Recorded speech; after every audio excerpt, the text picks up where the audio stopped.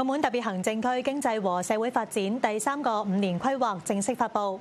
中央政府駐澳門聯絡辦公室發言人就此發表談話指出，一規引未來，支持澳門喺新一份5年規劃引領下實現更好發展，推動澳門各項事業邁上新台階。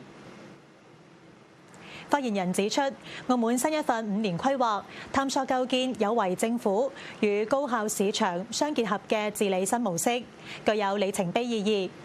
澳門特區政府貫徹落實國家主席習近平重要指示精神，主動對接國家15.5規劃，係澳門特色一國兩制成功實踐嘅又一創舉。發言人又表示，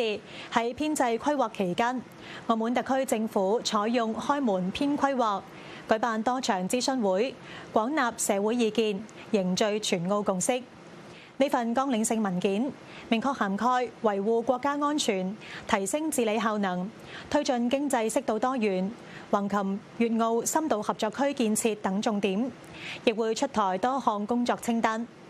澳門中聯辦會繼續支持特區政府施政，呼籲社會群策群力，將規劃藍圖落實為發展實景。